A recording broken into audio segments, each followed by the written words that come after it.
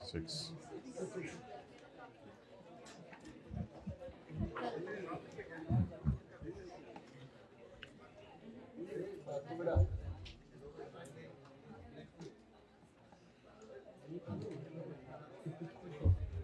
Page 412 B ना बिना सिकंदर के पॉइंट 4 में हम ये बात कर रहे थे, पेज नंबर 412 पर, कि लीज के जो सिक्योरिटी डिपॉजिट है वो माइनस करने की इजाजत नहीं है। लीज का सिक्योरिटी डिपॉजिट माय डियर इसलिए माइनस करने की इजाजत नहीं है क्योंकि जो सिक्योरिटी डिपॉजिट है लीज का वो रिफंडेबल होता है, या जब आप वापडा का मीटर लगवाने जाएं तो वो भी रिफंडेबल होता है। तो जो एसेट्स टाइप चीज होती है उसको फिर माइनस करने के खर्चे में इजाजत नहीं है, इसलिए इसको हमने ऐड बैक किया था। अच्छा, अगला सवाल यह है कि लीज वाले एसेट की अकाउंटिंग डेप्रिसिएशन और इंटरेस्ट उल्टाना था और इसका रेंटल माइनस करना था। अकाउंटिंग डेप्रिसिएशन और इंटरेस्ट उल्टाकर रेंटल माइनस करना था। तो उस बात का जवाब यह है कि मेरे ख्याल से उसने अकाउंटिंग डेप्रिसिएशन और इंटरेस्ट रिकॉर्ड नहीं किया, उसने डायरेक्ट लीज रेंटल ही रिकॉर्ड किया। 9 लाख में 4 लाख या 5 लाख, 5 लाख, 9 लाख में 5 लाख सिक्योरिटी डिपॉजिट है, तो 4 लाख माय डियर इसमें रेंट होगा। 4 लाख इसमें क्या होगा? रेंट होगा। तो बस ठीक है, रेंट ही माइनस हुआ है। अब ऑब्वियसली अकाउंटिंग डेप्रिसिएशन इंटरेस्ट है ही नहीं, तो आप उल्टाएं कैसे उसको? तो बस ठीक है, ये रेंट ही होगा, लिख लें, रेंट ही होगा और क्या होगा। वैसे भी अकाउंटिंग डेप्रिसिएशन और इंटरेस्ट था ही नहीं, तो उल्टाना कैसे था उसे। नेक्स्ट, हाइब्रिड में थर्ड लास्ट रो प्लीज, आप दोनों खड़े हो जाए बातें करने पे। फोर्थ लास्ट रो जी, सही गिन रहे हैं आप? सही सही, पीछे देख के सही, आप लोगों की बन रही है। अच्छा जी, आगे चलें जी, थोड़ा सा साइड पे हो जाना, पीछे वालों को नजर आता रहे। अच्छा, एक प्रोफेशनल फीस उसने पे की है 1.5 लाख रुपया to a legal firm for defending a lawsuit against Bina, बैठ जाए, इन फैमिली कोर्ट। तो जाहिर बात है ये पर्सनल एक्सपेंसेस हैं, ये बिजनेस का खर्चा नहीं है, ये भी माइनस करने की इजाजत नहीं है, तो इसको भी उल्टा दें।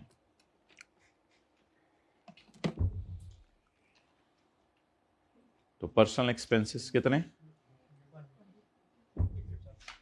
150 ऐड कर दें। नेक्स्ट, बीना एक अपार्टमेंट में रहती है जो कि उसके ऑफिस के ऊपर है, यानी ऑफिस ग्राउंड फ्लोर पे है और बीना का घर फर्स्ट फ्लोर पे है।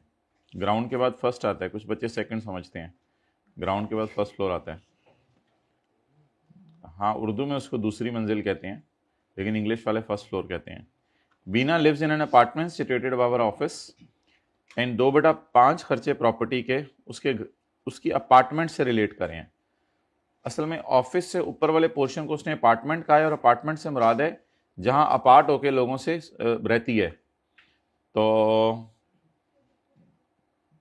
एक लड़ाई तो वैसे इसकी राफिया से हुई थी, एक फैमिली कोर्ट में भी कोई इसका फड्डा चल रहा है, ये थोड़ी सी नेचर समझ। अच्छा, तो लेकिन उसमें तो राफिया का कसूर था ना, इसमें अब अल्लाह जाने किसका कसूर होगा। ऐड कर दें प्रॉपर्टी एक्सपेंसेस जो कि इसके पर्सनल हैं। टोटल प्रॉपर्टी एक्सपेंसेस कितने हैं? 350। इसमें से कितने नॉट अलाउड हैं? तो 350 इंटू 2/5। तो प्रॉफिट से चलते हुए नॉट अलाउड खर्चों को ऐड बैक किया जाता है, 140। नेक्स्ट, बातें कर लें हाइब्रिड में जरा।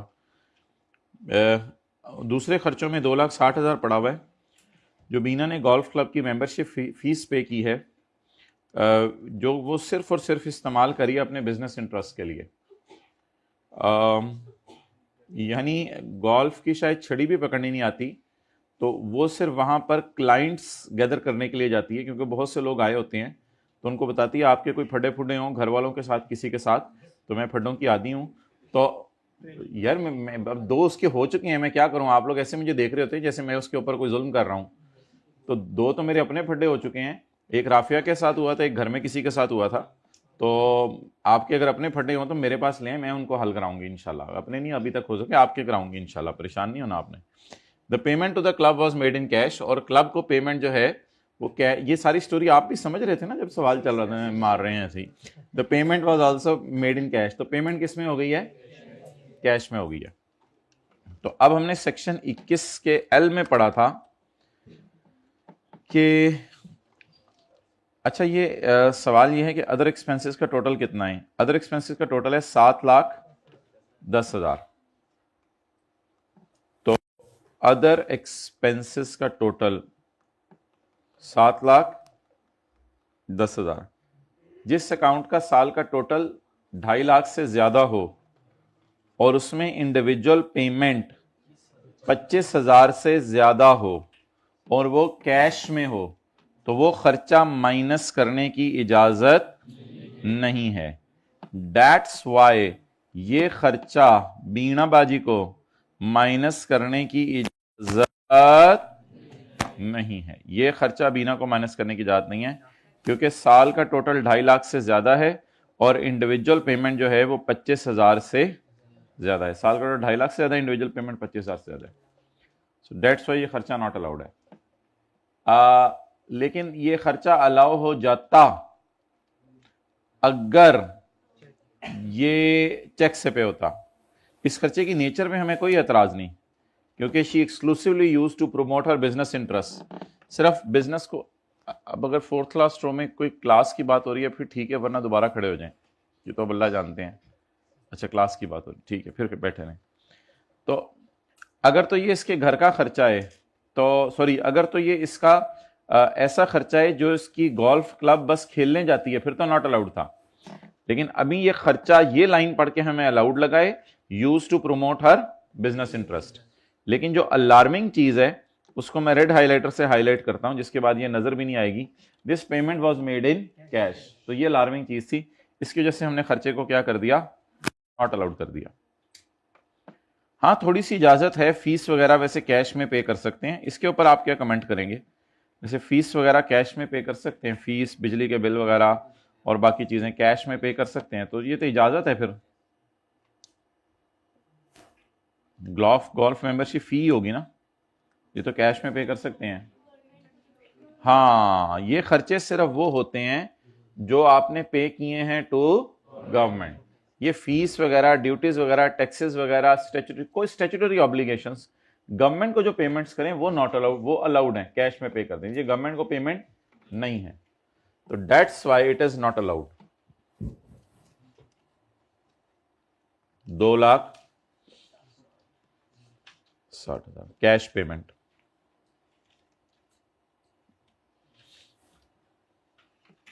बाकी एक सवाल में ऊपर इनकम टैक्स दिया हुआ था, वो भी माइनस करने की इजाजत नहीं, क्योंकि वो पिछले साल का इनकम टैक्स है 90,000।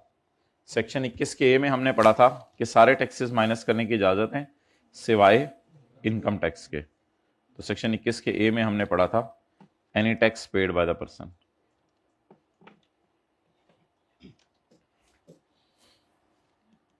तो कितना, 90, वट एवर द टोटल में भी। अब आप इसकी तस्वीर ले सकते हैं। So that is income from business. अल्हम्दुलिल्लाह अल्हम्दुलिल्लाह सुम्मा अल्हम्दुलिल्लाह।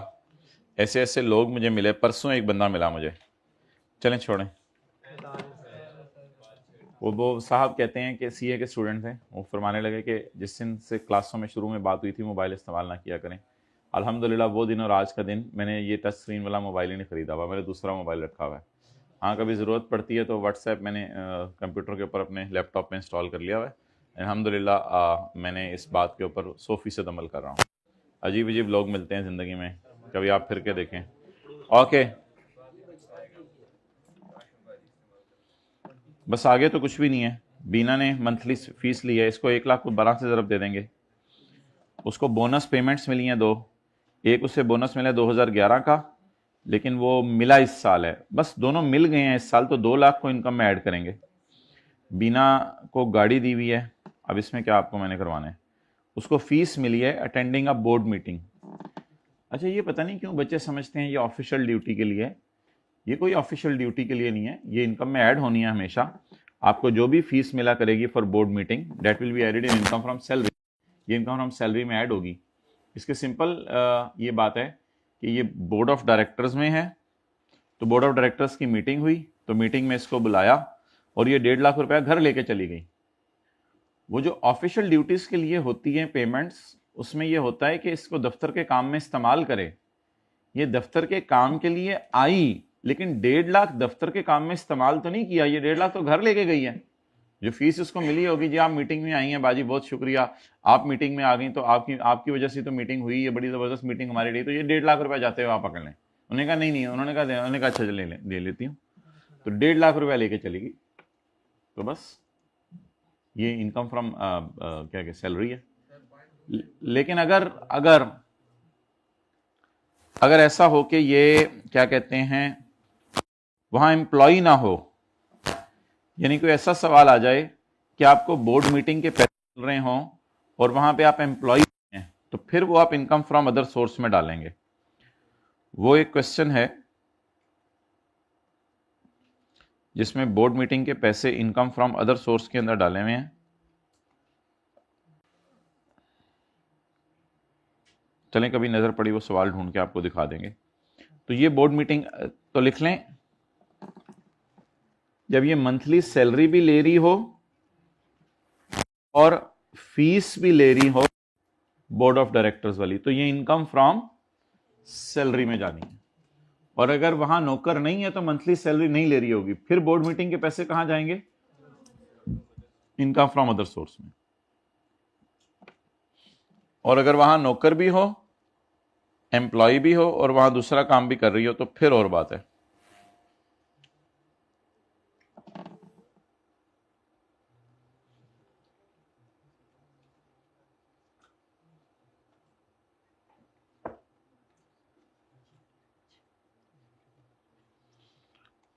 नहीं भाई, टेक्स्ट के ग्रुप्स में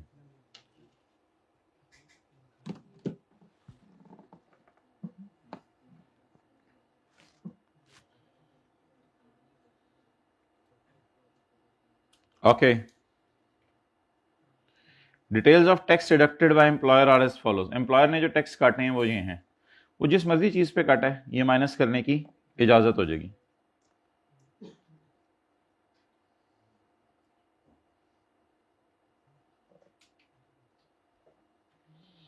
ओके जी,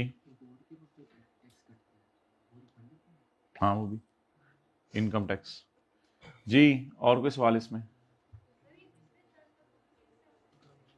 भाई पिछले 50 साल का बोनस इस साल मिले, हमने पढ़ा था सैलरी जितनी रिसीव होगी वो इनकम में जाएगी। बस सैलरी में तो जनरल रूल है, जो रिसीव हो रही है वो इनकम में जाएगी। अच्छा माजरत भाई, अब थोड़ी सी आपसे बात करनी थी। अब इंशाल्लाह हम अगले साल मिलेंगे, तो अगर ज़िंदगी रही तो इंशाल्लाह अगले साल फिर मुलाकात होगी। चैप्टर 20 में आ जाए इसी अफसोस में। नहीं भाई, रोना नहीं है, इसको टिश्यू पेपर दें भाई, हाइब्रिड में प्लीज टिश्यू पेपर निकालें अपने बैग से और खुद उसके आंसू पूंजें साथ वाले के। रोना नहीं, रोना नहीं, और टिश्यू पेपर निकालें ना माय डियर, इस क्लास में भी निकालें, टिश्यू पेपर निकालें, उसको दें भाई प्लीज। नहीं नहीं नहीं बेटा नहीं, खुदा के लिए पेज 511 पे आ जाए।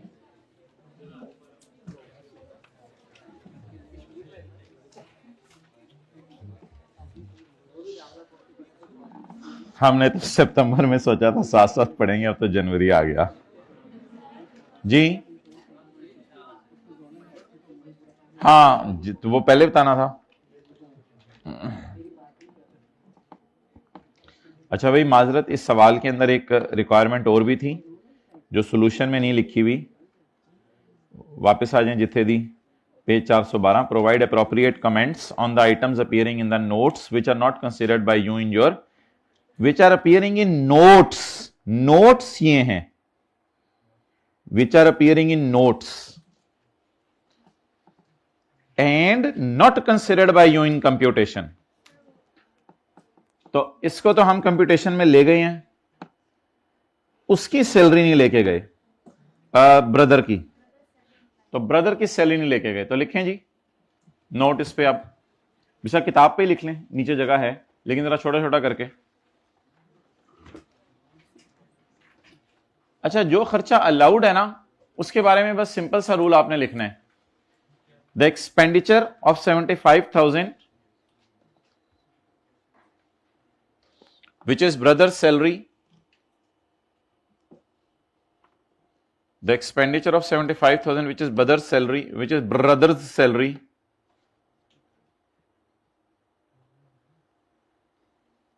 is wholly and exclusively for business,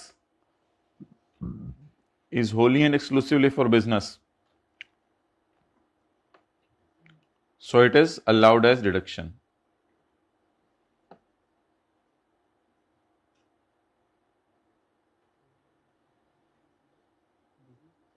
So it is allowed as deduction.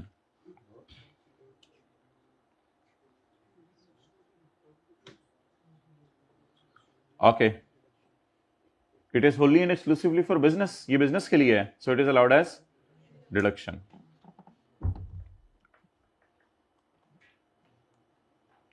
Similarly, gifts to clients of 50,000, 1 lakh. Gifts to clients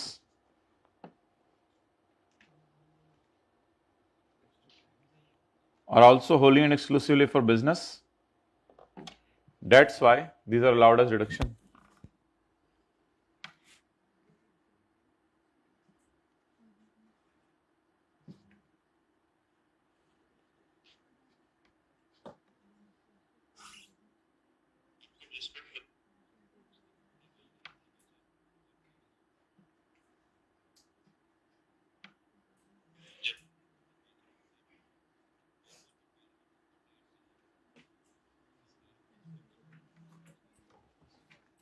और कोई पॉइंट जिसको इग्नोर किया हो?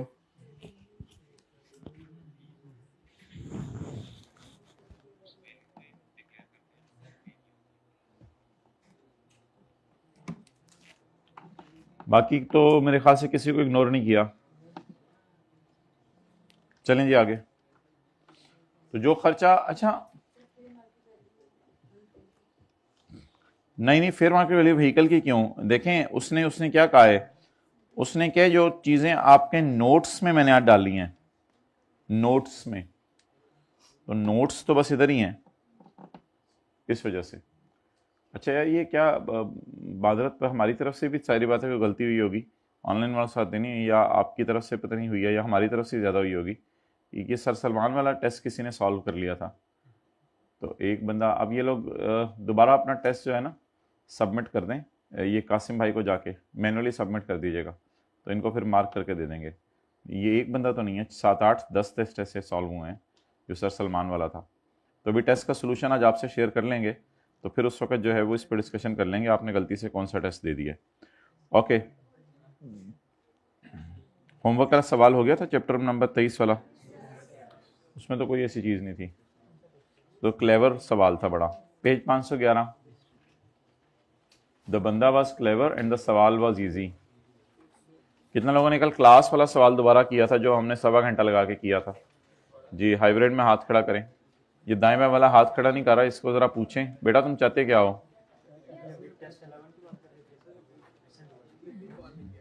पता नहीं 10 था 11 था, 10 में हुआ है, 10 में हुआ ऐसा। हाँ, वो तो सही था मेरे ख्याल से। अच्छा जी, पेज नंबर 510, जो चीजें थर्ड शेड्यूल में मेंशन्ड हैं उनकी रिटेल प्राइस पर सेल्स टैक्स लगेगा, ना कि डिस्काउंटेड प्राइस पर। फेडरल गवर्नमेंट अगर चाहे, उर्दू पढ़े साथ साथ, फेडरल गवर्नमेंट अगर चाहे तो वो कंडीशंस और रिस्ट्रिक्शन लगाकर जो साल में इनका गजट आता है एक दफा, उसमें डिक्लेयर कर दे कि tax on goods in third schedule shall be collected and paid at such higher rate or rates on the retail price as per SRO federal government has directed कि ये चीजें अगर आप इंपोर्ट करके सेल करें तो इन पे टैक्स कितना लगेगा, बोलें 25%. फेडरल गवर्नमेंट में प्रेस्क्राइब एनी हायर और lower rate for any class of taxable goods. अब ये नॉट एन इंपोर्ट, अब ये इंपोर्ट नहीं है, इसके अलावा भी कोई चीजें हो सकती हैं. और उस क्लास में किसकी बात की थी, इंपोर्ट्स की. तो नॉर्मल टैक्सेबल गुड्स. लेकिन इसमें चलें, उसने ऐसे आगे लिखा हुआ है the SRO federal government directed to charge on import and subsequent sale. अच्छा ठीक है, ये वही इंपोर्ट वाली हैं. ओके, इनका नाम उसने क्या रखा है, बोलें special rates of tax. Confectionery vehicle, sanitary, carpets, candles, chocolates, cornflakes, decorations, dog and cat food only. Cat food only, doors and windows, fish, footwear, foods. सारी देखें ये अमीरों के इस्तेमाल वाली चीजें हैं. कारपेट के बगैर जिंदगी गुजर सकती है, शैंडलियर्स कहते हैं, पता नहीं आप लोग, मुझे तो पता भी नहीं. चॉकलेट्स के बगैर जिंदगी गुजर सकती है, कॉर्नफ्लेक्स के बगैर तो जिंदगी वैसे ही गुजर सकती है. डेकोरेशंस के बगैर, डॉग के बगैर जिंदगी वैसी गुजरी, अल्लाह का शुक्र है. डॉग तो डोर्स एंड विंडोज के बगैर, अच्छा उसके बाद फुटवेयर, फ्रूट, फर्नीचर के बगैर, फ्रूट्स के बगैर, जैम जेली के बगैर तो वैसी जिंदगी गुजर सकती है. शहद है अल्हम्दुलिल्लाह हमारे पास, और लेदर जैकेट्स तो पेरल्स तो छोड़े पड़े फिर आगे. और पास्ता के बगैर तो वैसी जिंदगी गुजर सकती है. तो हाथों की आई नो एनीथिंग. ज्वेलरी के बगैर भी, रिस्ट वॉच के बगैर भी गुजर सकती है. पाँव पे पहन लेंगे इंशाल्लाह, रिस्ट पे नहीं. Moreover, sales tax at the rate of 25% will be charged on supply of following locally manufactured goods. ये चीजें locally manufactured हैं. Sale of locally manufactured goods. Locally manufactured vehicles अगर उनका बिल 40 लाख से ज्यादा है सेल्स टैक्स के अलावा, यानी ऐसी गाड़ियां जो पाकिस्तान में 800 सीसी 1000 सीसी वाली होती है मेरे ख्याल से, वो 40 लाख से सस्ती मिल जाती हैं, तो इनके ऊपर रेट क्या होगा, 25%. मर्जी है भाई आपकी. लोकली मैन्युफैक्चर्ड और assemble vehicle having engine capacity of 1400 CC and above, लो जी वो भी इसके अंदर कवर हो गई. Locally manufactured if invoice value exceed, 40 lakh से ज्यादा वाली भी आ गई. तो 800 सीसी और 1000 सीसी तो शायद इस कैटेगरी में ना आए. क्यों ना आए, क्योंकि वो तो इससे कम है. और locally manufactured assemble vehicles having engine capacity of 1400 CC and above, and यानी कि 40 लाख से ऊपर वाली गाड़ी भी और 1400 सीसी या उससे ऊपर वाली गाड़ी भी, दोनों गाड़ियों के ऊपर टैक्स क्या लगेगा, 25%. 4x4 pickup vehicles, pickup vans जो होती हैं, इनके ऊपर भी कितना रेट लगेगा, 20. बस ये आपने कोई याद नहीं करनी, ये आपको बताया होगा फलां चीज है उस पर 25% रेट है, आपने उसके ऊपर लगा देना है. अच्छा, आपसे ये बात हुई थी कि गवर्नमेंट के खजाने में दो लोग टैक्स जमा कराते हैं. इंपोर्टर गवर्नमेंट के खजाने में टैक्स जमा कराएगा at the time of import, और सेलर गवर्नमेंट के टैक्स खजाने में जमा करवाएगा हमारे महीने जब खत्म हो जाएगा तो अगले महीने की 15 तारीख को. यानी होंडा एटलस कार वाले जितनी गाड़ियां बेचेंगे, उससे बेच के जितने पैसे आएंगे वो अपनी दराज में रखते रहेंगे और अगले महीने की 15 तारीख को जाके गवर्नमेंट को जमा करा देंगे.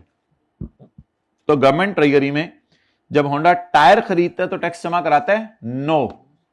जब होंडा टायर खरीदे तो जनरल टायर को जमा कराता है. जनरल टायर आगे गवर्नमेंट ट्रेजरी में जमा कराए, वो उसका काम है. तो गवर्नमेंट के खजाने में कब कब टैक्स जमा होता है, जब हम चीजें इंपोर्ट करें या उनको सेल करें. Following persons are liable to pay sales tax. In case of sale of goods, in case of sale of cars, the person making sale, कौन, Honda. In case of engine imported in Pakistan, the person importing the engine, Honda.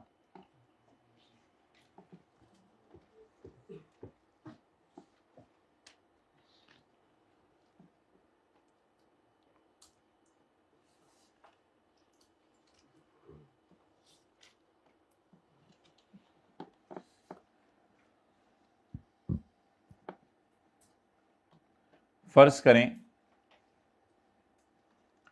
Police वालों ने कहा कि हमें 4 गाड़ियां चाहिए Honda Atlas car से। Police वाले भी अक्सर कोरोला में, टोयोटा में आपने देखा घूम रहे होते हैं। तो पुलिस वालों को या क्या कहते हैं मोटरवे पुलिस को चाहिए। अब हुकूमत चाहे तो रूल बदल दे। हुकूमत कहे कि 1,18,00,000 की, बल्कि अभी हम पढ़ के आए हैं 40 लाख से ऊपर की गाड़ी पे तो टैक्स भी 25% है। तो चले 25% छोड़ें, फिलहाल 18% ही रखें। तो 1,18,00,000 की गाड़ी है। अब असूली तौर पे होता ये है पूरे पाकिस्तान में कि 1,18,00,000 आप होंडा को दे देते हैं और होंडा 18 लाख गवर्नमेंट को जमा करा देता है। उसमें से इनपुट वगैरह माइनस करके, वो अलग बात है। लेकिन अगर गवर्नमेंट कह दे कि मिसाल के तौर पे मोटरवे पुलिस वाले जाके होंडा से गाड़ी खरीदें तो होंडा वालों को सिर्फ 1 करोड़ दे दें और 18 लाख मोटरवे पुलिस वैसे ही गवर्नमेंट के खजाने में जमा करवा दे, ये उसकी मर्जी है। तो गवर्नमेंट अगर किसी के लिए रूल बना दे, डॉलर्स वालों को गवर्नमेंट कह दे यार तुम होंडा को बस 1 करोड़ रुपया दे के आ जाना गाड़ी का, तो होंडा कहेंगे बाकी 18 लाख वो जी हमने हुकूमत को जमा करा दिया। तो गवर्नमेंट अगर चाहे एक्सेप्शन भी बना सकती है कि जो बंदा चीजें खरीद रहा होगा वो गवर्नमेंट के खजाने में टैक्स जमा कराए। ऐसी सूरत में फिर होंडा को भी कहा जा सकता है कि जनरल टायर को लाख रुपया दो और 18,000 क्या करो गवर्नमेंट के खजाने में जमा करा दो। लेकिन जनरल रूल अपनी जगह है, प्लीज जनरल रूल ना छेड़िएगा। जनरल रूल यही होता है कि डॉलेंस होंडा से 1,18,00,000 की चीज खरीदते हैं, 18 लाख फिर होंडा गवर्नमेंट को जमा कराता है। होंडा जनरल टायर से 1,18,000 के टायर खरीदता है तो जनरल टायर आगे 18,000 जमा कराता है। लेकिन अगर एक्सेप्शन डाल दें हम तो फिर कुछ और स्टोरी चलेगी। तो मोटरवे पुलिस वाले फिर 1 करोड़ रुपया देंगे होंडा को और 18 लाख गवर्नमेंट को देंगे। The board with the approval of federal minister may specify goods, फिर वो गिनी चुनी गुड्स पे है, सारी गुड्स पे नहीं होगा। मे स्पेसिफाई गुड्स, ये मे स्पेसिफाई गुड्स जब लफ्ज आ जाते हैं ना तो ये जनरल रूल होते हैं या चुनी चुनी गुड्स पे बातें ना करें, गिनी चुनी goods. Where person buying supply, where person buying supply, जहां बंदा चीजें खरीद रहा हो ही विल पे टैक्स। तो लिखें डॉलेंस अब हुंडा को 1 करोड़ देगा और गवर्नमेंट को 18 लाख, और डॉलेंस फिर 1 करोड़ 18 लाख नहीं देगा होंडा को। डॉलेंस अब गवर्नमेंट को, सॉरी होंडा को 1 करोड़ देगा और 18 लाख गवर्नमेंट को देगा।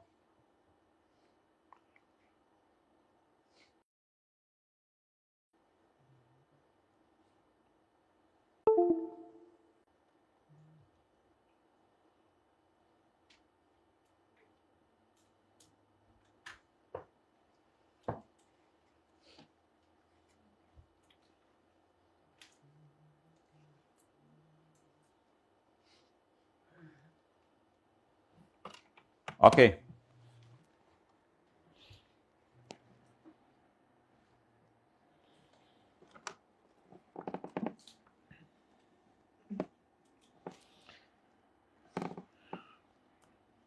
%, जमा 11% टोटल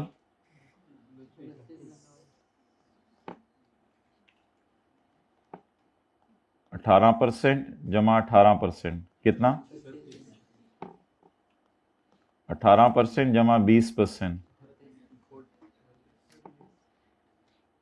इसकी इजाजत नहीं है। गवर्नमेंट एक्स्ट्रा टैक्स लगा सकती है, गवर्नमेंट क्या लगा सकती है, लेकिन मैक्सिमम 18% तक, इससे ज्यादा नहीं। तो ये एक्स्ट्रा होगा, नॉर्मल नहीं होगा।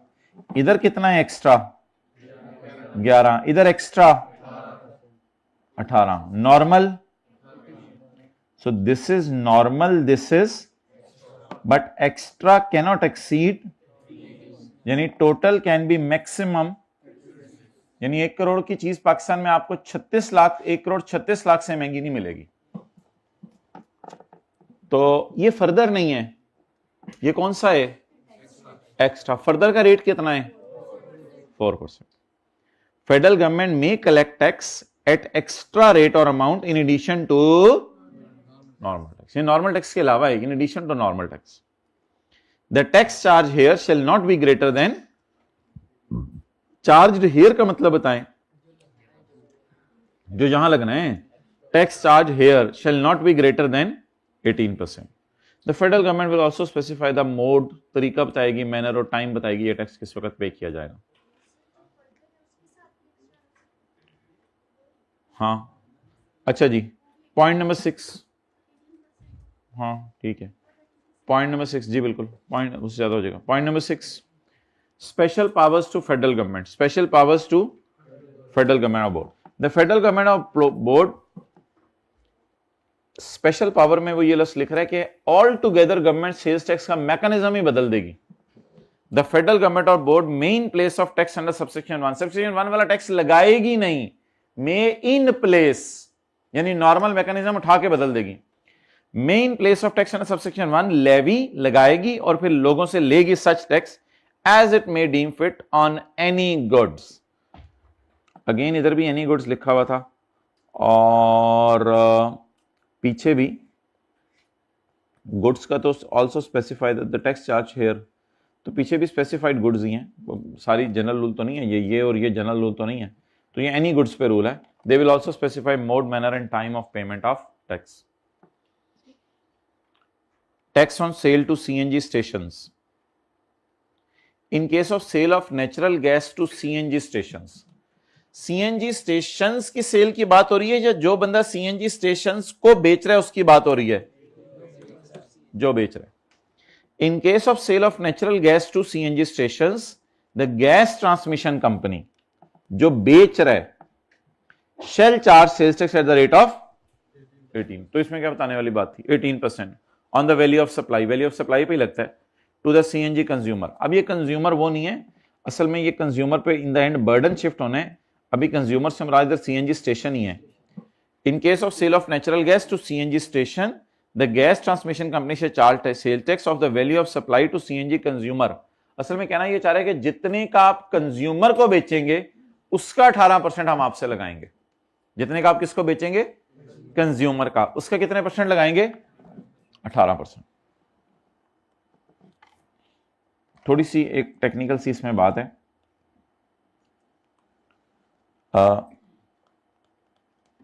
Gas transmission company sold gas for 200 पर kilo. CNG station will sell to consumer, वो कंज्यूमर को बेचेगा फॉर ₹230. अब गैस ट्रांसमिशन कंपनी ही अपनी वीओएस ले ले 30, जो अगले की सेल प्राइस है, जो अगले की सेल प्राइस है उसी को ले ले, क्योंकि सीएनजी स्टेशन वाले करते ऐसे थे कि अगले से सेल्स टैक्स लेते नहीं थे, हुकूमत को देते नहीं थे. आई होप शायद बात समझ आ गई हो. सुई गैस वाले फर्ज करें गैस ट्रांसमिशन कंपनी है, वो गैस स्टेशन को गैस बेच रहे हैं 200 की, गैस स्टेशन तो सुई गैस वालों की सेल तो 200 है, उन्होंने आगे 230 की बेचनी है, तो ये लोग 230 पे टैक्स कलेक्ट करके हुकूमत को देते नहीं थे, तो इन्हीं को कह दिया कि तुम अपनी सेल इग्नोर करो और जितने का इन्होंने कंज्यूमर को बेचना है वही तुम लोग अपनी सेल एज्यूम कर लो. तो know what will be the VOS for gas transmission company, however its sale price is only. असल में वीओएस की डेफिनेशन क्या है? वीओएस की डेफिनेशन में पहली लाइन आपने पढ़ी थी, it is the amount which seller receives from buyer. तो as per general rule VOS is 200, but in this exceptional case the VOS is 230. Note करो.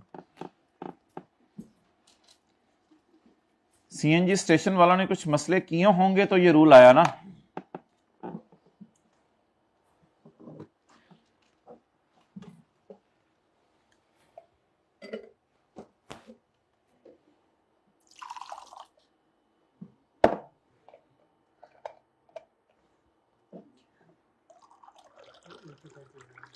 क्या है?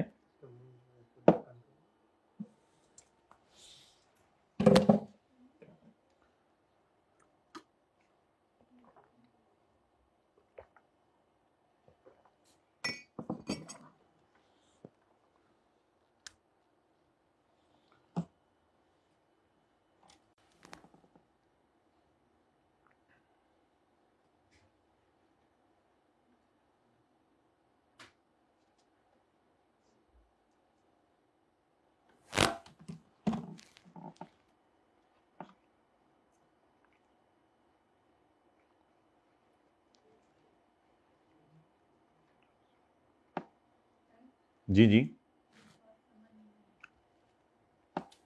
सिंपल सी,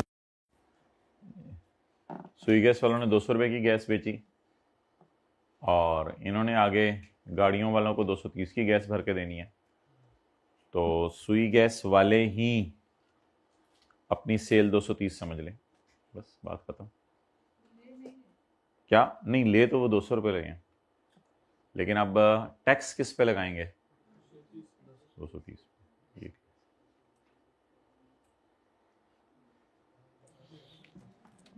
ओके, तो ये वाहिद ऐसा सिनेरियो है जिसमें हम अपनी सेल प्राइस पे सेल्स टैक्स लगा रहे हैं या अगले की सेल प्राइस पे? अगले की सेल प्राइस पे।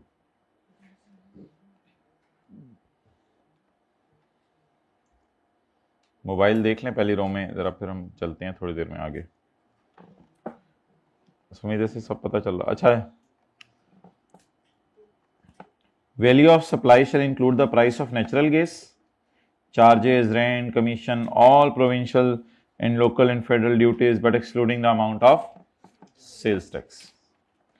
तो ये तो अक्सर बात हुई है कि VOS include all duties and taxes except sales tax। चलें जी, ज़बानी याद करें, इधर VOS में क्या क्या आएगा। नंबर 1 बोलें बोलें, VOS में क्या आएगा? नंबर 1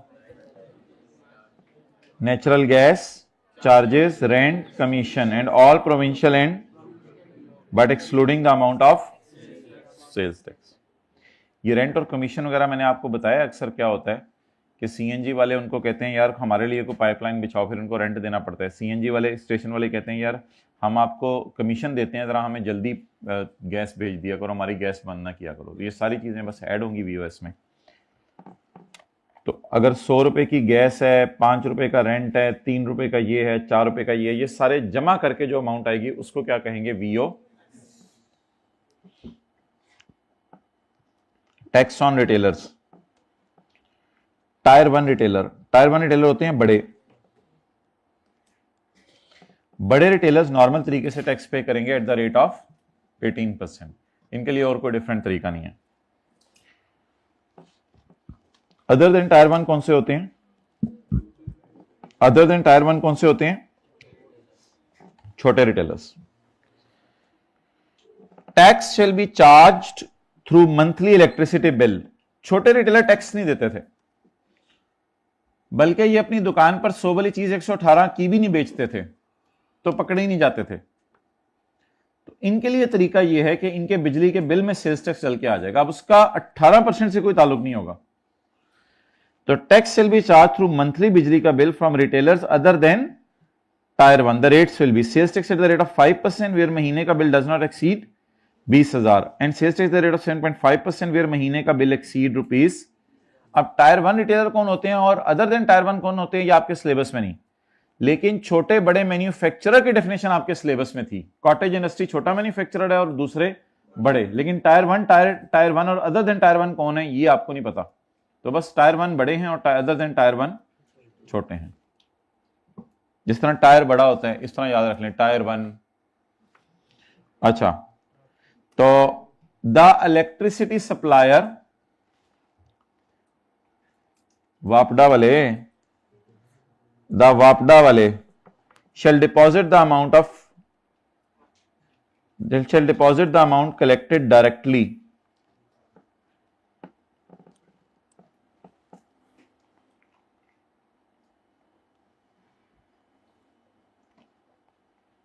को काट दें बस। shall deposit the amount collected, किसको डिपॉजिट करेंगे? To FBR।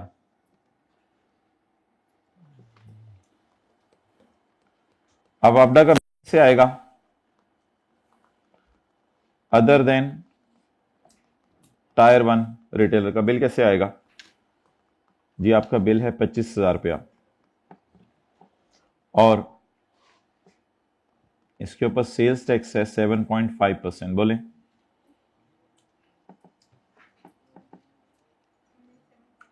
हाँ जी, 1875।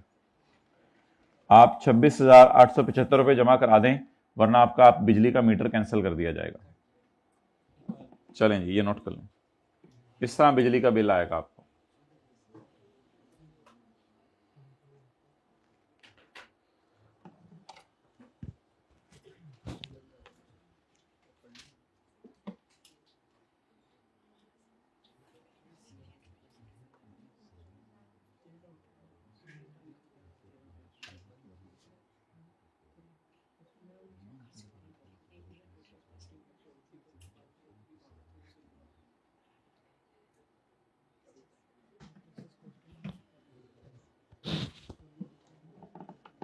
Okay,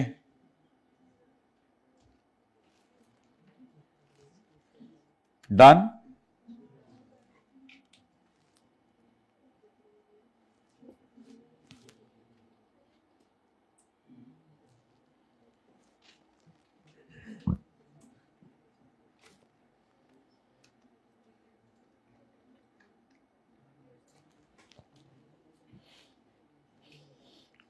Tax on steel products, ships, ship plates for goods specified in 13th schedule.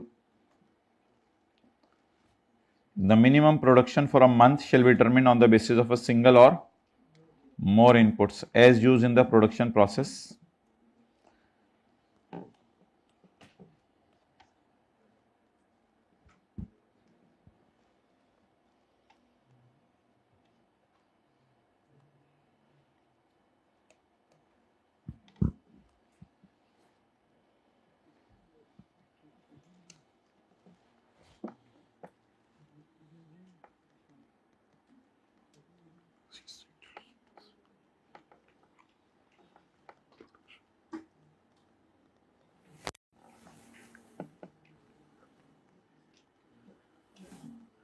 हुकूमत ने कहा आप कम से कम 200 यूनिट तो बनाया करो, मिनिमम प्रोडक्शन। आखिरी वाले भाई को जरा जगा दें। हुकूमत ने कहा आप कम से कम 200 यूनिट तो बनाया करो। यू प्रोड्यूस्ड एंड सोल्ड, या यू सोल्ड 180 यूनिट्स। तो 13th शेड्यूल में स्टील प्रोडक्ट्स और शिप प्लेट्स जो हैं उनके लिए रूल है कि for goods specified in 13th schedule the minimum production shall be determined. अच्छा ये वाले छोड़ें। If minimum production exceed the actual sale, if minimum production exceed the minimum production shall be treated as quantity sold। तो answer हमारा क्या बनेगा इस question का? 200 यूनिट्स पर हम VOS लगाएंगे। क्यों? लॉ मेकर कह रहे हैं कम से कम 200 तो बेचो, वही वाला कौन सा मिनिमम वाला, कम से कम 200 तो बेचो। ये कितने बेचे इसने? 180। और अगर ऑलरेडी 240 बेच रहा होता, question number 1, question number 2, 200 units minimum होते और इसने कितने बेचे होते? 200। तो इसमें आंसर क्या होता? 200 और इसमें 230। लॉ में कहने का कम से कम 200, तो पहले ही 230 बेच के आ रहे हो। अब आपको यम करके याद आ गया होगा। मिनिमम वाले में भी इसी तरह बातें की थी ना, अजीब तरीके से।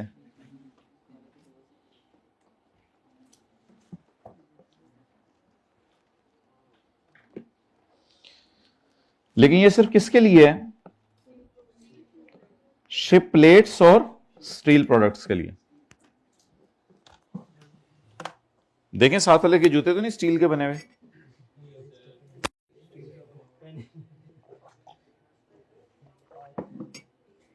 माइंड उसका स्टील, नर्व्स।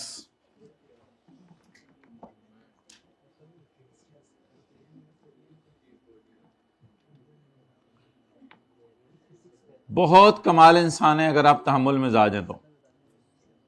मैं सलूट करता हूं आप लोगों को, अगर आप तहम्मुल मिजाज हैं और आपकी तबीयत में नरमी है तो बहुत कमाल इंसान है आप। इंशाल्लाह दुनिया और आखिरत बहुत आगे जाएंगे सब में। ओके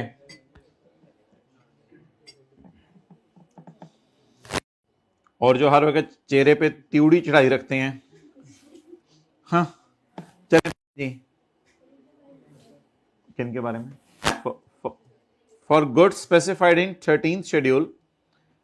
अच्छा जी, मिनिमम कैपेसिटी कैसे डिटरमिन होगी? इस क्लासरूम में मिनिमम कैपेसिटी कैसे डिटरमिन होगी? नंबर ऑफ सीट्स देख के या नंबर ऑफ एसी देख के?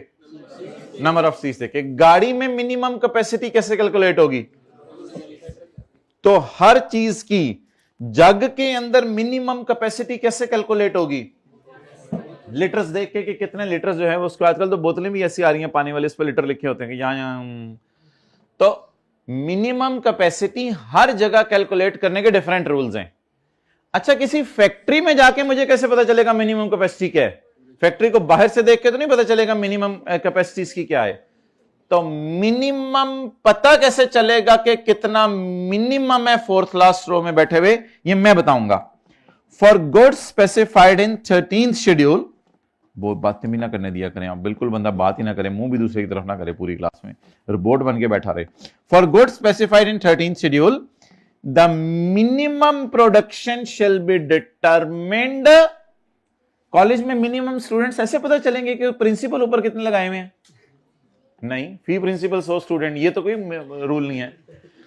For goods specified in 13th schedule the minimum production shall be determined on the basis of single input or more inputs। कहते हैं कभी कभी सिंगल चीज देख के पता चल जाता है, कभी कभी ज्यादा चीजें। जैसे क्लास की कैपेसिटी, सीटें तो ज्यादा हों लेकिन बाहर पार्किंग स्पेस अवेलेबल ही ना हो, तो हो सकता है फिर दोनों चीजें मिला के देखा जाए कम से कम इधर कितने स्टूडेंट्स आ सकते हैं। तो कई दफा एक चीज देख के मिनिमम डिसाइड करते हैं, कई दफा एक से ज्यादा चीजें देख के। तो सिंगल इनपुट देख लें या मोर इनपुट देख लें। क्लास के केस में इनपुट क्या था? सीट्स। गाड़ी के केस में भी सीट्स। गाड़ी के अंदर बैठने की बात कर रहा था मैं, बाहर पार्किंग की बात नहीं कर रहा था। तो single or more inputs as used in production process. अब बता दें कौन से इनपुट्स यूज होते हैं प्रोडक्शन प्रोसेस में? रॉ मटेरियल यूज होता है, लेबर यूज होती है। यानी फैक्ट्री में एक वक्त में कितना रॉ मटेरियल आ सकता है, यहां से भी अंदाजा हो सकता है, या कितना लेबर फोर्स आपके पास अवेलेबल है, वहां से भी अंदाजा हो सकता है। तो बताएं किस बुनियाद पर तय होगा कि इस फैक्ट्री की कितनी मिनिमम प्रोडक्शन है? It will be decided on the basis of ना रॉ मटेरियल और लेबर का लफ्ज सुन के निकाल दे जहन से। ये तो समझाने के लिए आपको मिसाल दी है, एग्जामिनर ने क्या लफ्ज ढूंढना है? Single or more inputs. कौन से inputs? Used in production process. Okay my guy, okay my guy. साथ वाले को प्यार से पूछें, guy how are you? Sorry guy how are you? ये एक मुहावरा भी वैसे बनाया हुआ है, अल्लाह मियां की गाय, जहां ले चलो चला जाता है, साथ चला था नहीं। For goods specified in 13th schedule the minimum production shall be determined. कैसे पता चलेगा? ये 200 यूनिट्स बना सकती है based on inputs that are used in the production process. अच्छा, to some extent I agree with you, hybrid second last row boys, to some extent I agree with you कि it was a bit boring, but let's summarise it. आगे interesting चीजें हैं सारी।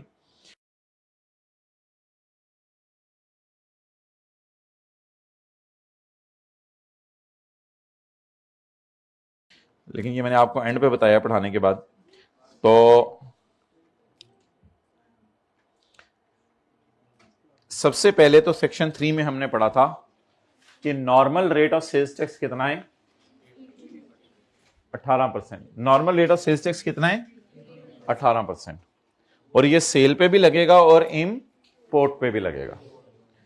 उसके बाद अगर आप ऐसे बंदे को चीजें बेचें जिसके लिए रजिस्ट्रेशन ऑब्टेन करना जरूरी था लेकिन उसने रजिस्ट्रेशन ऑब्टेन नहीं की हुई, या वो एक्टिव टैक्स पेयर नहीं है, तो फिर आप उसे 100 वाली चीजें 118 की बेचेंगे या 122 की बेचेंगे? इसकी हेडिंग क्या है, नॉर्मल सेल्स टैक्स या इसकी हेडिंग है फर्दर टैक्स? Further tax.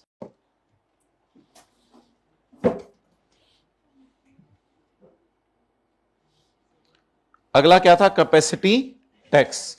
ये किन चीजों के लिए है पता नहीं, 10th शेड्यूल में कौन सी चीजें, 10th शेड्यूल और 13th शेड्यूल में हमें नहीं पता कौन सी चीजें हैं, लेकिन 3rd शेड्यूल में हमें पता है कौन सी चीजें हैं।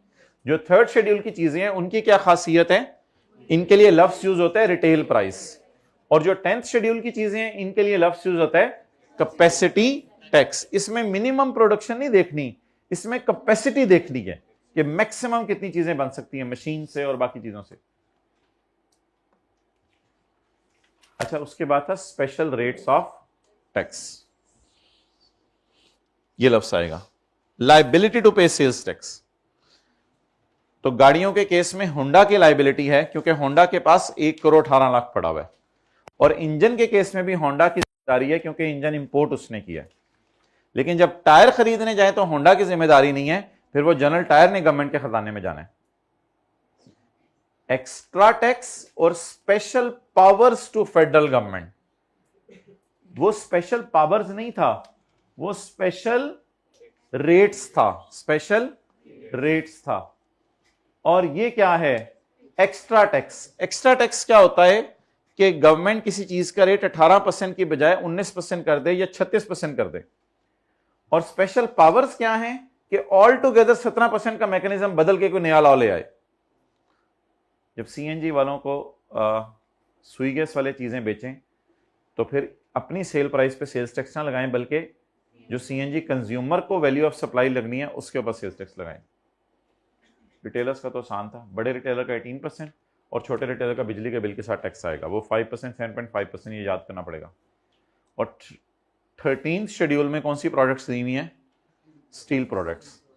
तो इन पे टैक्स नॉर्मल सेल पे नहीं लगेगा जिस तरह लोगों का लगता है, कम से कम इनकी मिनिमम प्रोडक्शन निकाली जाएगी यूजिंग सम इनपुट्स, और फिर मिनिमम प्रोडक्शन पे टैक्स देंगे। लेकिन अगर मिनिमम से भी ज्यादा चीजें बेच दी फिर आप उसी पे देंगे।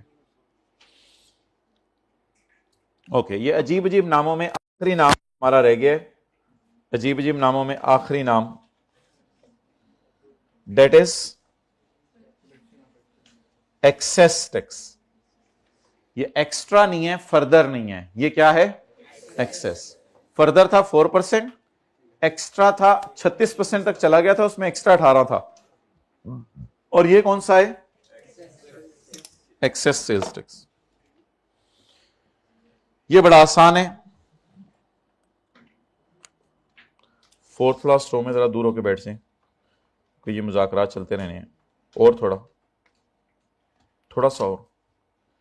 अच्छा जी, अब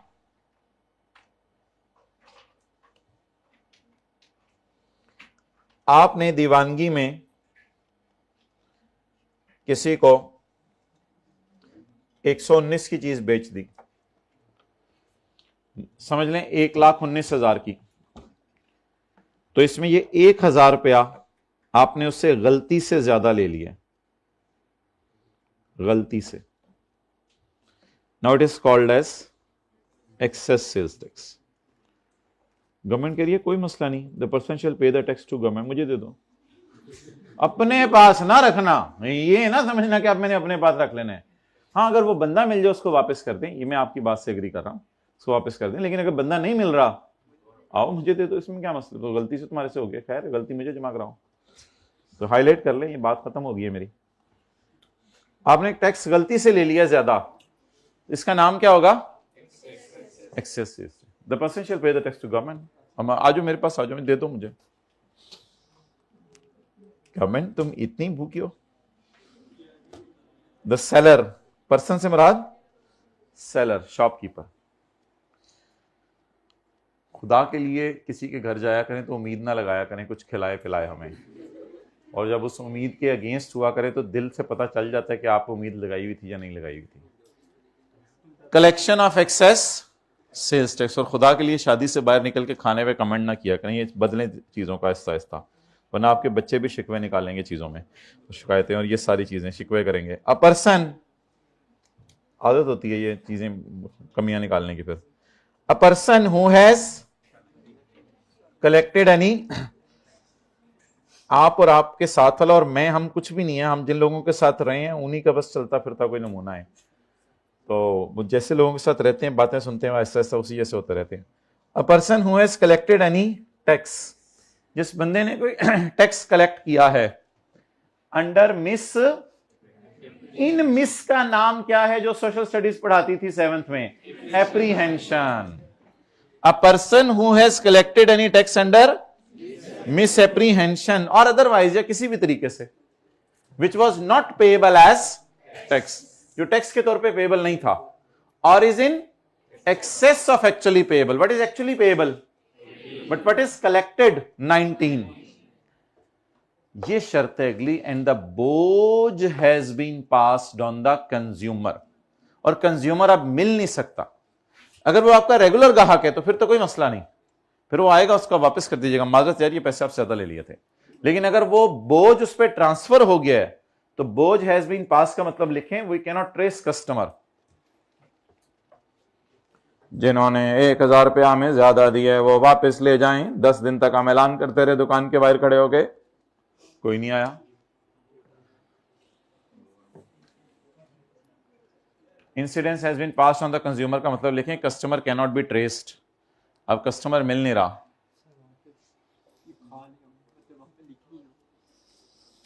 ये तो फिर देखो कई ट्रांजैक्शंस ऐसी होती है ना, वेरीफाइबल, बैंक में कई दफा पैसे आ जाते हैं तो वहां से फिर हुकूमत पकड़ लेती है। अगर आप हुकूमत को बताएं ना, इसका तो कोई हल नहीं है ना। ये तो मेरे ख्याल से ट्रांजैक्शन तभी पकड़ी जाएगी जब आपके बैंक अकाउंट में पैसे आ गए हैं। ओके, अच्छा, अब ये अमाउंट जो है वो देने में कुछ दुकानदार सुस्ती करते थे। हुकूमत से कहते थे कि 18,000 रुपया ले जाओ, 1,000 छोड़ो, फिर बाद में कभी दे देंगे, इधर चला गया उधर चला गया, ये हो गया वो हो गया। तो हुकूमत कहती है ये टैक्स रिकवर करने के वही सारे तरीके लगाएंगे जो 18 के रिकवर करने के तरीके हैं। यानी अगर तुम 18 ना दो तो 18,000, तो जो जो एक्शन तुम्हारे खिलाफ हो सकते हैं वही एक ना देने पे भी तुम्हारे खिलाफ एक्शन होंगे। एंड द बोझ has been passed on the consumer, the businessman shall pay the tax to the federal government, amount payable to government here shall be considered as बकाया जात ऑफ टैक्स। ये क्या समझा जाएगा? बकाया जात of tax. And shall be recoverable उसी तरह किस तरह बोले? लाइक 18%। जिस तरह 18% आप नहीं दो हुकूमत आपके खिलाफ कर सकती है, उसी तरह ये एक अगर आप ना दें तो भी हुकूमत आपके खिलाफ कर सकती है। आवाज आती है ना इसको हिलाने से, जरा इस तरह गवर्नमेंट आपके खिलाफ नहीं आ रही, पहली रो में आ रही है। अस्तगफिरुल्लाह।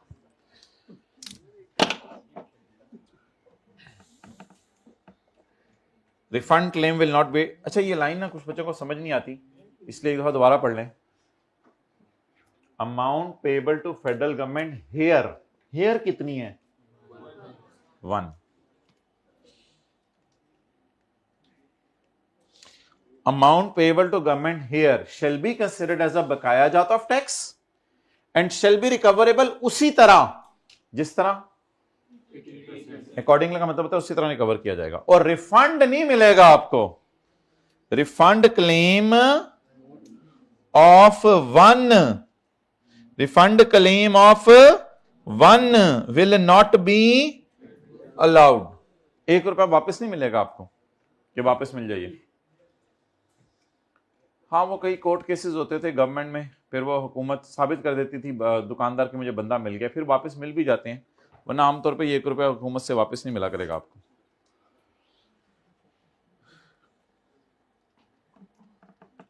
अच्छा, ये साबित कौन करे कि बंदा मिल रहा है या नहीं मिल रहा? ये तो दुकानदार साबित करे ना। दुकानदार अगर बंदा मिलना है तो दुकानदार साबित करे आके कि यार मैं अभी कोशिश कर रहा हूं, इंशाल्लाह मिल जाना है। और अगर नहीं मिल रहा तो भी दुकानदार ही बताए ना, यार मैंने बहुत ढूंढने की कोशिश की, अब नहीं मिल रहा, गवर्नमेंट कहेगी फिर मुझे दे दो। तो ये बंदा मिलना या ना मिलना ये गवर्नमेंट का काम है या ये दुकानदार का काम है बंदे को ढूंढना?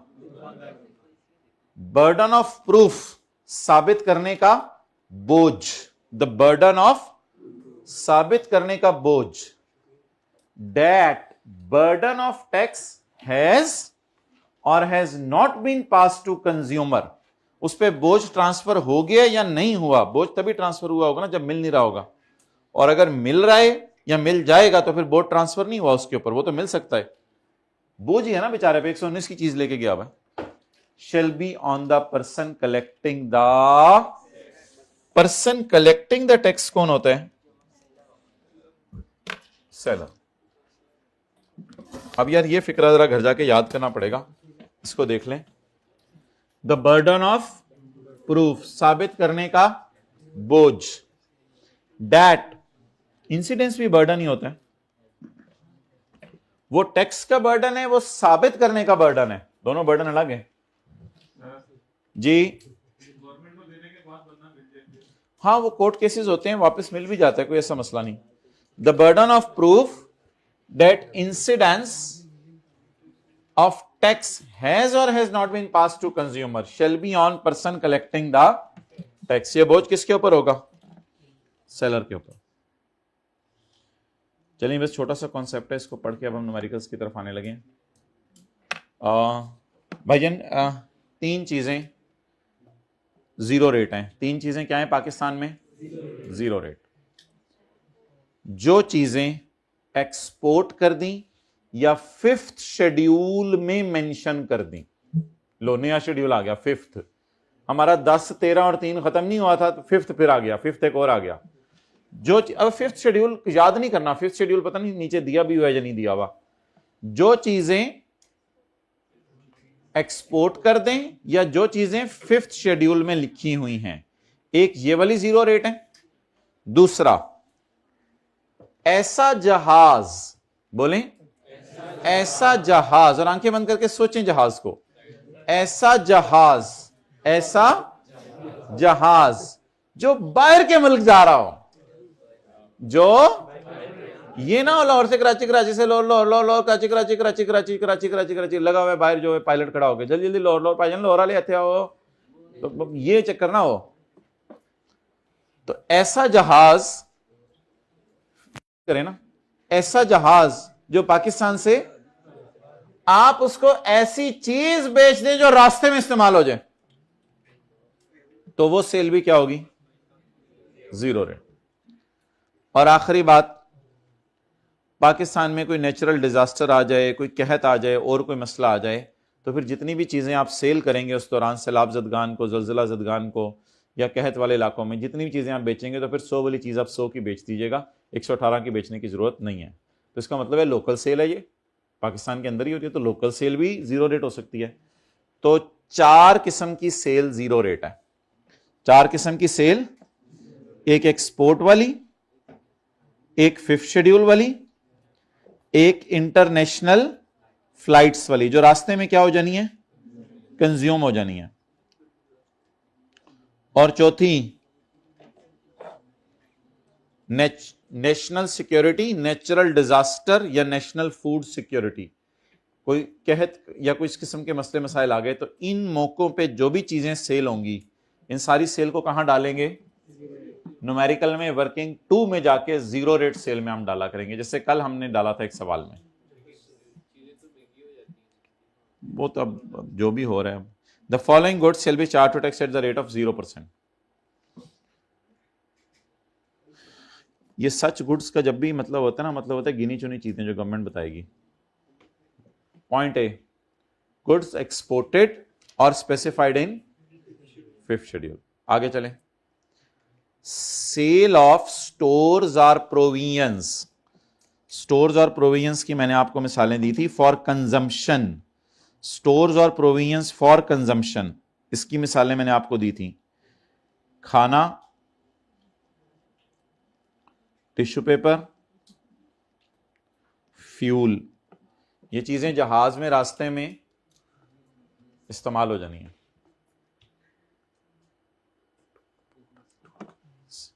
यार बोर्ड की जगह 2 कर लें, लेकिन अबोर्ड का लफ्ज़ याद कर लीजिएगा, बड़ा अजीब सा लफ्ज़ है। अबोर्ड की जगह टू कर लें।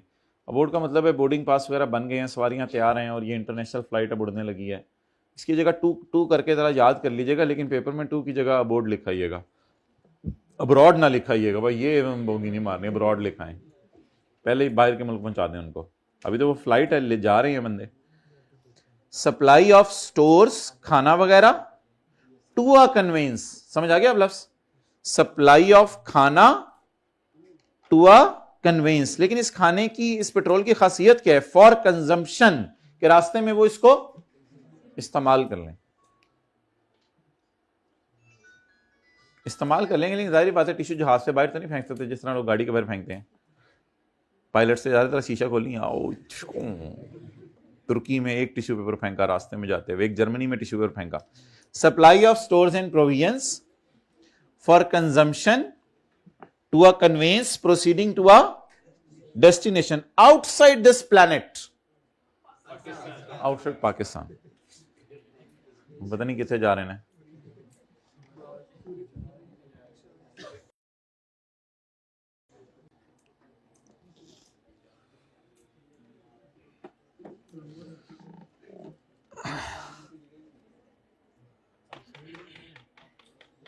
चलिए आगे। नहीं, ऐसे ही सोच रहा था, कब्र में लेटे होंगे तो ऐसा तो नहीं होगा आप चलो थोड़ी देर मोबाइल इस्तेमाल कर लें, चार्जिंग पे लगा दें, थोड़ा रिलैक्स हो जाएं। उधर तो ये जो इधर से इकट्ठे किए हैं आप लोगों ने अमाल, माशाल्लाह, साथ वाला बहुत नेक है। जो इधर से आपने अमाल इकट्ठे किए हैं वो फिर उस वक्त हेल्प कर रहे होंगे और अल्लाह को नाराज करके गए हैं फिर उस वक्त। Point C, such other goods, सोचा करें रोजाना 2-4 मिनट सोने से पहले सोचा करें। Such other goods as federal government may specify, वापस आ जाएं। Such other goods as federal government may specify, ये गिनी चुनी होंगी, गिनी चुनी होंगी, चुनी चुनी होंगी, चुनी चुनी कर लें। चुनी चुनी गुड्स, घर में याद कीजिएगा, ऊंची ऊंची बोले, चुनी चुनी goods as a federal government may specify whenever circumstances exist to take immediate action for the purpose of national security, natural disaster, national food security in emergency situations। और ऐसी सूरत में कई दफा दो मुल्कों के दरमियान मुआहिदा हो जाता है, बाहर से मदद आती है, या 3-4 मुल्कों के दरमियान मुआहिदा हो जाता है, बाहर के मुल्क से मदद आती है। बहरहाल ये अंग्रेजी याद करें आप, फिर कल साथ वाले से पूछेगा, फिर देखिएगा उसने इसका क्या कीमा बनाना है। तो पॉइंट सी की अंग्रेजी आपने जो है वो साथ वाले को वॉइस नोट बना के भेजनी है और फिर आपने गलती बतानी है। ये लिख लें, वॉइस नोट सेंड, मुझे भी कर सकते हैं सेंड। तो ये वॉइस नोट इसका बना के ज़रा आपने साथ वाले को भेजना है, तो ताकि पता चले कि आपके साथ वाले के क्या हालात हैं। चलें जी, आखिरी बात आज की, 3 एक्सपोर्ट्स जीरो रेट नहीं है। साथ वाले के मुंह की एक्सपोर्ट जीरो रेट नहीं है, करें जरा साथ वाले के मुंह की तरफ मुंह आज करें। अब मैं करने को कह रहा हूं साथ वाले की तरफ मुंह, अब मैं करने को कह रहा हूं, करें साथ वाले की तरफ मुंह। एक्सपोर्ट जीरो रेट नहीं है रशीद, एक्सपोर्ट जीरो रेट नहीं है। रशीद की हो गया तीनों, रशीदा एक्सपोर्ट जीरो रेट नहीं है, कहीं उसे कहीं उसे भाई 3 एक्सपोर्ट जीरो रेट नहीं है, बस सिंपल। उसका जवाब भी तो सुन लें माय डियर, उसका जवाब भी तो सुन लें। हाँ, 3 एक्सपोर्ट जीरो रेट नहीं है। ऐसी एक्सपोर्ट जिनको वापस री इंपोर्ट करना हो। अच्छा, थोड़ी थोड़ी समझ आ रही है, चल आगे 10 पूरी करा। दूसरा, ऐसी एक्सपोर्ट जो ऐसी कंट्री को कर दी जिसको गवर्नमेंट ने कहा ये कंट्री, इसको तो 118 की बेचो। दूसरी, हाँ ये समझ आ रही है, चल आगे चल। ऐसी एक्सपोर्ट जिसको एक्सपोर्ट करना था लेकिन नहीं किया। अच्छा, वो तो जाहिर सी बात है, फिर वो पाकिस्तान में ही बिकनी है। तो 3 एक्सपोर्ट ऐसी हैं जो जीरो रेट नहीं है। नंबर 1, ऐसी एक्सपोर्ट जिसको रीइंपोर्ट करना था। नंबर 2, किसी ऐसी कंट्री को बेची जिसको गवर्नमेंट ने कहा था बेचो तो 118 की बेचो। नहीं, कोई मिसाल ना दे कंट्री की, मैंने नहीं मिसाल दी, कोई भी हो सकती है। और पॉइंट 3, एक्सपोर्ट करना था लेकिन एक्सपोर्ट बी, ये तो ऑब्वियस सी बात है, जीरो रेट फिर नहीं है। However, following goods shall not be charged to tax at the rate of 0%. Export जिनका इरादा है दोबारा क्या करने का, जो entered for export but are not, and goods that have been exported to a country specified by federal government. आगे छोड़ें बस अगली लाइन.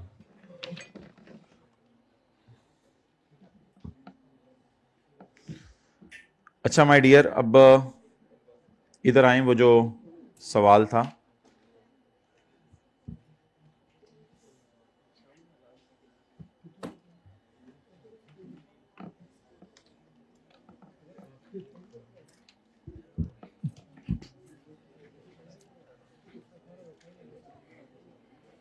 ये निकाल लेना आखिर में जो पास पेपर्स हैं माय डियर, आपकी किताब में आखिर में जो पास पेपर्स हैं वो निकाल लें.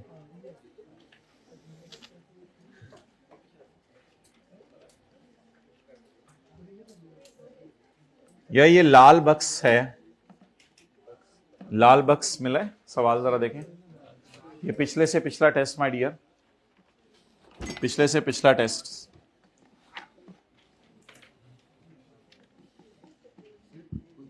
अच्छा भाई,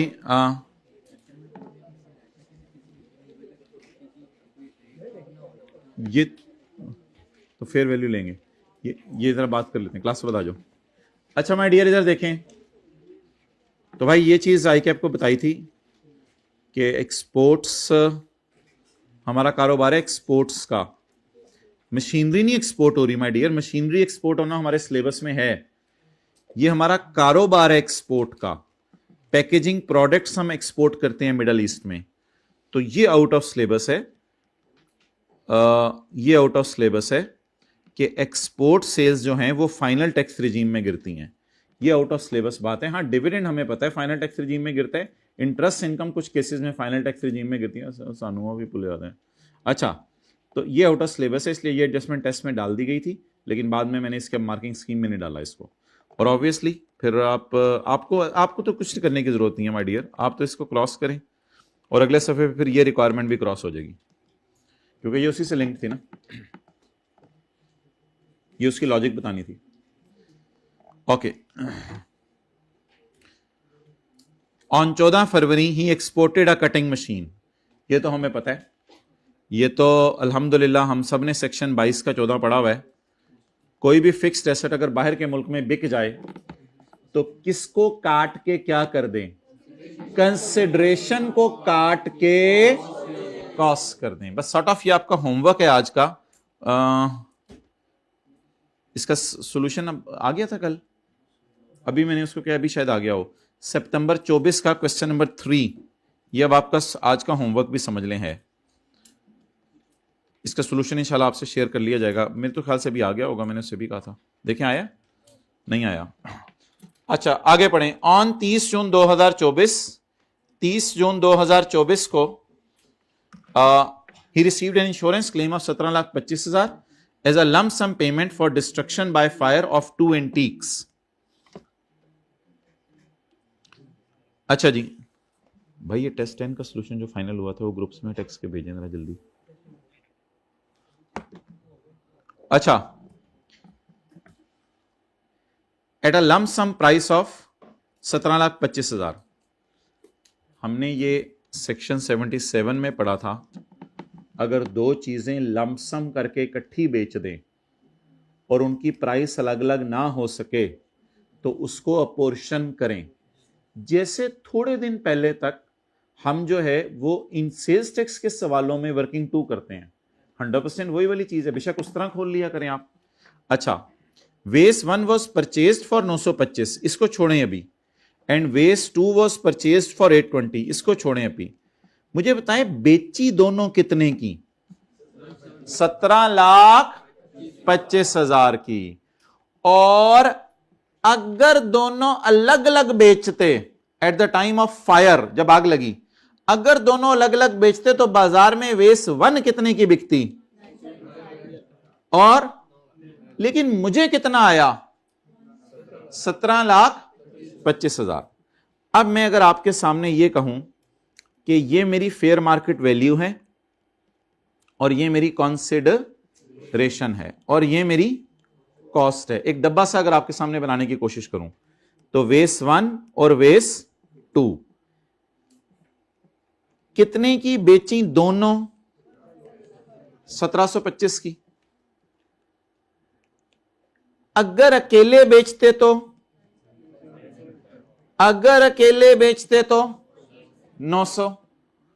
आप बताएं, आप क्या बता सकते हैं कि 1725 में मैंने कितना किसका लिया? इतने का बेच सकता था, दोनों को इतने का बेचा। कहां लिखा हुआ है? लमसम, दोनों को इतने का बेचा। कैलकुलेटर्स पकड़ें, इसको टोटल करें। 18, मैं रेड मार्कर से निकाल रहा हूं, जो फिगर्स आप मुझे कैलकुलेटर से लिखवा रहे हैं, ब्लैक मार्कर से मैंने सवाल वाली लिखी है। 1725 डिवाइड बाय 1875, 890, 828।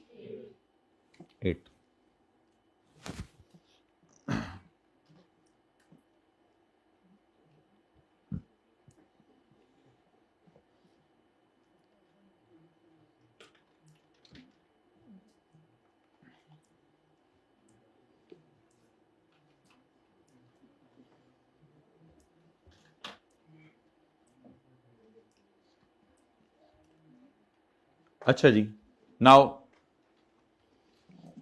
अब आप मुझे ये बताएं कि what is the cost? 9 to 820, gain और लॉस जी।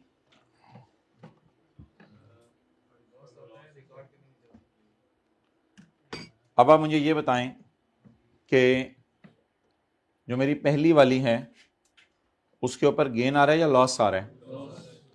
पहले ये डिसाइड कर लें कि हमने कंसिडरेशन कौन सी वाली लेनी है, एक्चुअल कंसिडरेशन और फेयर मार्केट वैल्यू, और whichever is higher, whichever is. So what is higher? 975। So 975। भाई अभी शेयर ना करो, मैं उसको एक फॉर्मेट बना के करूंगा, फिर करेंगे हम।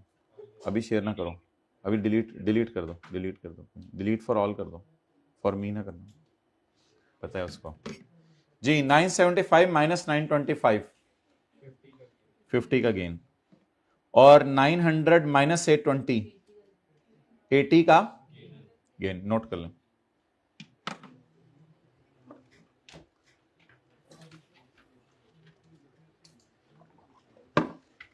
अच्छा, इन दोनों में से हायर क्यों ले रहे हैं आप? बोलें जरा जल्दी बताएं। जनरल रूल क्या है? अगर कोई चीज बेचें, फेयर मार्केट वैल्यू या consideration, whichever is higher.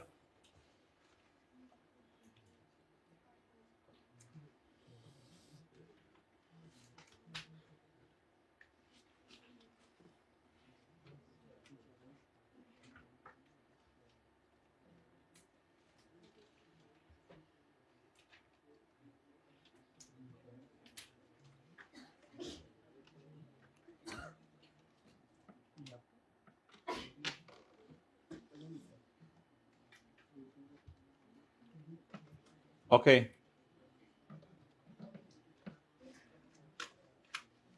Next जी।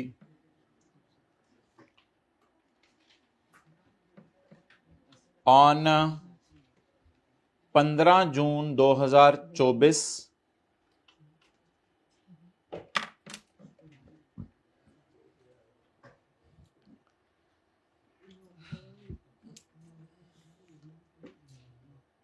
यार, इसमें अगर आप इजाज़त दें तो आपसे अब थोड़ी सी बात हम कर लें। अगर थोड़ी सी आप इजाज़त दें, थोड़ी सी बात कर लें जो जनरल रूल से हटके है। वो कोई हाथ खड़ा करके बता दे तो फिर सही है, कोई हाथ खड़ा करके बता दे तो सही है।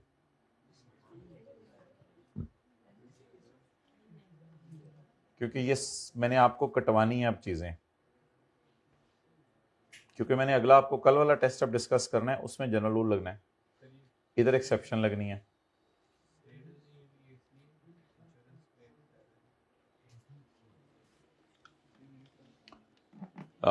सेक्शन 77 में निकालने लगा हूं। सेक्शन 77 आप लोग मत निकालें।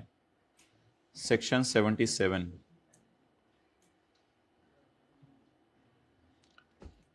जनरल रूल हमेशा लगता है अनलेस कि उसकी क्या दियो, एक्सेप्शन दियो। सेक्शन 77 में माय डियर देखें एक लाइन लिखी हुई है, where an asset is lost or destroyed, the consideration received shall include any compensation, indemnity or damages received. तो अब जनरल रूल नहीं लगेगा क्योंकि इसमें स्पेसिफिक बात अवेलेबल है। The consideration shall include compensation, indemnity और damages. The insurance claim received is इतने। So what is insurance policy का लफ्ज लिखा हुआ है। इंश्योरेंस पॉलिसी के तहत मुझे कितने मिले, आप बताएं जनरल रूल लगेगा या सेक्शन 71 लगेगा या 2। अभी मैं आपको कल वाला सवाल दिखाऊंगा जो अभी कल परसों वाले टेस्ट में आया, उसमें मैं 77 का 1 लगा दूंगा शायद, अगर इंश्योरेंस वाला मसला ना हुआ, बोलते हुए नॉर्मल से लो। और इस पे मैं क्या लगाऊंगा 77 का 2। अब बड़ा बड़ा करके इसको ये लिखें 77 का 2। अब काट के मुझे सही वाली बात बताएं। Now please ignore this and ignore this. अब मैं हायर क्यों नहीं ले रहा इन दोनों में से, इन दोनों में से हायर क्यों नहीं ले रहा, क्योंकि 77 का 2 एक्सेप्शन है। अगर चीजें डिस्ट्रॉय हो जाएं, कोई और मसला हो जाए तो असल में बंदे को पहले ही बड़ा गम है, चीजें डिस्ट्रॉय हो गई हैं, ऊपर से आप उसके हायर के चक्कर में डाल के उस पर टैक्स इतना ज्यादा लगा रहे हो। आप बताएं जी व्हाट इज गेन लॉस। अब इसको मैं क्या करूं, टेक इट, इसको टेक इट। क्यों, सेक्शन 77 का 2। आप बता दें डिफरेंस।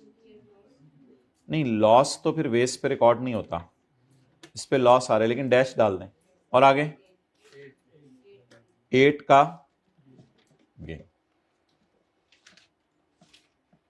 लॉस के आगे मैंने अमाउंट नहीं लिखी क्योंकि लॉस रिकॉर्ड करने की इजाजत नहीं है।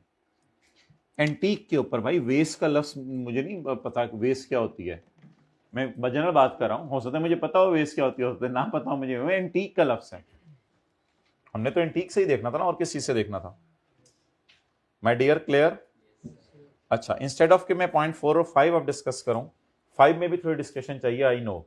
मैं अब आपके लिए आने लगा हूं अगले पॉइंट की तरफ, दैट विल बी पॉइंट कल वाला सवाल, परसों वाला टेस्ट वाला, वो जरा निकालें।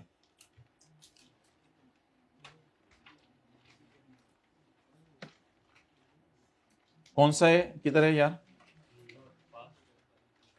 पास्ट पेपर, अगला वाला, पिछला वाला, कितने सफे पीछे जाएं, बस साथ वाले को ये बता दें कितने सफे पीछे जाएं, 2 सफे 3 सफे पीछे जाएं। Question number 4। हाँ जी, इसमें तो अल्लाह का शुक्र है इधर ही सब कुछ अवेलेबल है, तो इसी में नया कॉलम डाल लेते हैं, कॉन्सिडरेशन। एंटीक एंटीक एंटीक, आगे कोई फर्क नहीं पड़ता, जो मर्जी लिखा हुआ है। He sold several pieces of antique for a lump sum of 35 million. Now, is it an insurance claim? Is it an insurance claim या he sold? और उधर क्या लिखा हुआ था, तो अब इस पे क्या लगेगा बोलें, 77 का 1। I hope it's clear now. Total करें जी फेयर मार्केट वैल्यू का,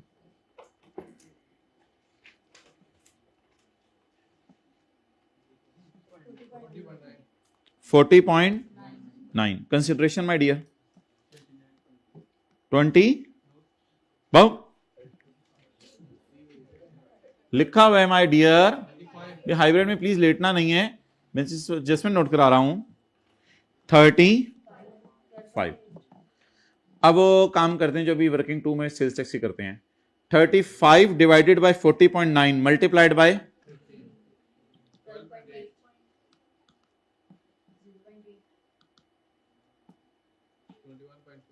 21 पॉइंट, वैसे 4 होगा तो वो टोटल होगा। खैर है, चलो इतनी से कोई फर्क नहीं पड़ता। खैर है। अब माय डियर ऐसा काम करें, छोटा सा लिखें यहां पे, इसमें और इसमें से हायर। ये तो साइड ही हो रहा है ना, ये तो कॉस्ट वाली साइड है ना, इसको तो छोड़ें। इन दोनों में से हायर, पहले में हायर 15, दूसरे, अच्छा असल में ना देख लें, ओवरऑल ये ज्यादा है ये कम है, तो नेचुरली फिर ये सारे ही कम आएंगे। और समझ आ रही है, ये ज्यादा है ये कम है, तो फिर ये नेचुरली अपोर्शन करके सारे कम ही आने हैं। आप बता दें मैं जनरल रूल लगाऊं, सेक्शन 77 का 1 लगाऊं या पिछले सवाल वाला लगाऊं? चलें जी बताएं। इधर भी 15 हायर, इधर भी 0.9, इधर भी 25 हायर। अब 15 में से 8 माइनस करें, 7, और 0.9 में से 1.2 माइनस करें, लॉस रिकॉर्ड करने की जरूरत नहीं है, और 25 में से 20 माइनस करें। ठीक है, जो भी टोटल आ गया, टोटल को मैंने क्या करना।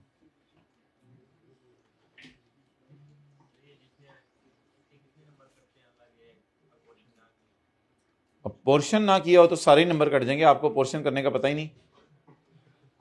थोड़े से शायद मिल ही जाए, ये चेक करने वाले की मर्जी पर डिपेंड करते हैं, कोई हार्ड एंड फास्ट नहीं कहा जा सकता। ये कोई ऐसी जगह नहीं है जहां, मेरा नहीं ख्याल वो, अगर आप पोर्शन किए बगैर चलोगे तो वो इतना सोचेगा कि इस बच्चे ने सोचा होगा, पोर्शन का कैलकुलेटर पे देखा होगा और फिर इसने सोचा होगा फेयर वैल्यू ज्यादा है, तो मेरा नहीं ख्याल वो इतना ज्यादा ऑनर करेगा। ठीक है जी, ओके, अल्लाह हाफिज।